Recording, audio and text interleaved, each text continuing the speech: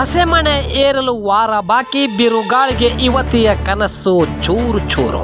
ಚಿತ್ರದುರ್ಗ ಜಿಲ್ಲೆಯ ಚಳ್ಳಕೆರೆ ತಾಲೂಕಿನ ಸಿದ್ದಾಪುರ ಗ್ರಾಮದಲ್ಲಿ ಗುರುವಾರ ಸಂಜೆ ಬೀಸಿದ ಭಾರೀ ಬಿರುಗಾಳಿಯಿಂದ ಹೃದಯ ಕಲಕುವ ಘಟನೆಯೊಂದು ನಡೆದಿದೆ. ಹಸೆಮಣೆ ಏರಲು ಇನ್ನು ಕೇವಲ ಒಂದು ವಾರ ಬಾಕಿ. ಈ ಸಂದರ್ಭದಲ್ಲಿ ಯುವತಿ ಗಂಭೀರವಾಗಿ ಗಾಯಗೊಂಡಿರುವುದು ವಿಷಾದನೀಯ. ಹೇಮಾಕ್ಷಿ ಎಂಬ ಯುವತಿ ಅತಿಥಿ ಶಿಕ್ಷಕಿಯಾಗಿ ಕಾರ್ಯ ನಿರ್ವಹಿಸುತ್ತಿದ್ದರು.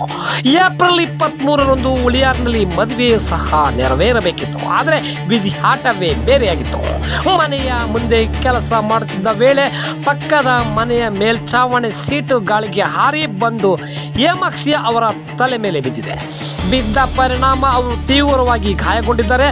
ತಕ್ಷಣವೇ ಹೇಮಾವತಿ ಅವರನ್ನು ಚಳ್ಳಕೆರೆ ಸಾರ್ವಜನಿಕ ಆಸ್ಪತ್ರೆಗೆ ದಾಖಲಿಸಿ ಬಳಿಕ ಹೆಚ್ಚಿನ ಚಿಕಿತ್ಸೆಗೆ ಚಿತ್ರದುರ್ಗ ಆಸ್ಪತ್ರೆಗೆ ರವಾನಿಸಲಾಗಿದೆ. ಈ ದುರ್ಘಟನೆಯಲ್ಲಿ ಗ್ರಾಮಸ್ಥರಲ್ಲಿ ಆಘಾತ ಮತ್ತು ದುಃಖವನ್ನುಂಟು ಮಾಡಿದೆ.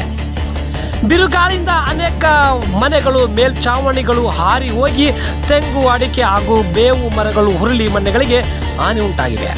ಒಟ್ಟಾರೆ ವಿಧಿಯ ಮುಂದೆ ಮಾನವ ಯೋಜನೆಗಳು ಎಷ್ಟು ಅಸಹಾಯಕತೆ ಎಂಬುದನ್ನು ಈ ಘಟನೆ ಮರು ಸಾಬೀತುಪಡಿಸಿದೆ.